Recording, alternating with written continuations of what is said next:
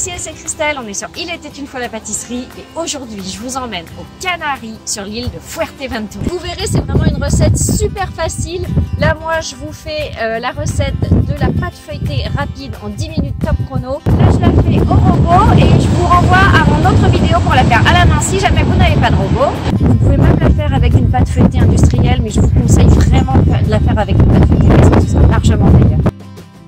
Vous placez le beurre bien froid, c'est important, et la farine dans la cuve de votre robot. Parallèlement, vous allez dissoudre un quart de cuillère à café de sel dans un verre d'eau bien froide. Vous mélangez ensemble le beurre et la farine, donc vraiment juste quelques secondes. Il ne faut surtout pas que le beurre soit amalgamé à la farine.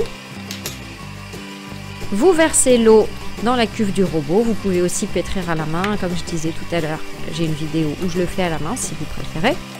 Et vous pétrissez encore quelques secondes, mais voilà, vraiment vous voyez, on voit encore bien les morceaux de beurre dans ma farine. Vous étalez ensuite la pâte entre deux feuilles de papier cuisson en rectangle. Là j'ai coupé avec un couteau pour que ce soit un joli rectangle. On voit le beurre par transparence et c'est justement ce qui va nous faire nos couches. On donne un premier tour simple, donc vous rabattez le haut de la pâte et le bas de la pâte vers le centre. Je vous mets tous les ingrédients et le matériel en barre d'infos. Ensuite, on tourne la pâte d'un quart de tour et on recommence. On l'étale en rectangle et on donne un deuxième tour simple.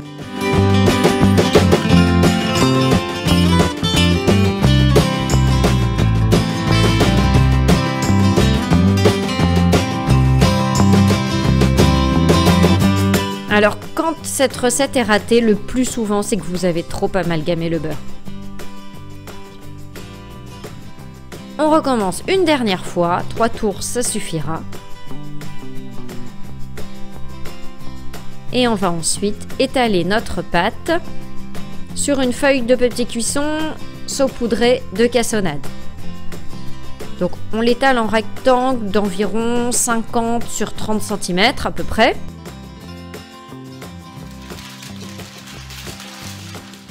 La recette là va nous permettre de préparer une bonne vingtaine de palmiers.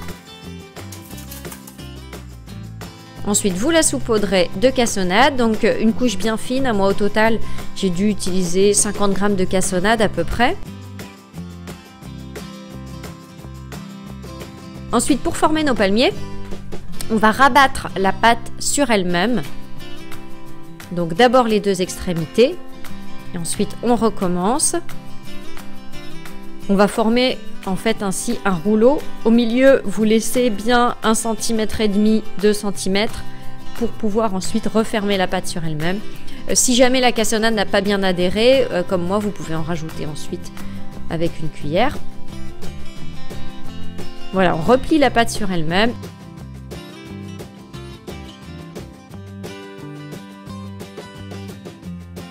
Vous l'enroulez directement dans le papier cuisson et vous la placez au congélateur pour 30 minutes environ. On va la faire durcir pour pouvoir la découper ensuite facilement. Donc au bout d'une demi-heure, vous défaites le papier cuisson, puis vous coupez des tranches d'environ 1 cm d'épaisseur. Vous mélangez du sucre blanc avec de la vanille en poudre et vous trempez toutes les faces de chaque petit palmier à l'intérieur, en couche fine toujours. Ça va nous permettre de caraméliser les palmiers. Ensuite, vous enfournez pour 25 minutes à 190 degrés. Vous surveillez bien.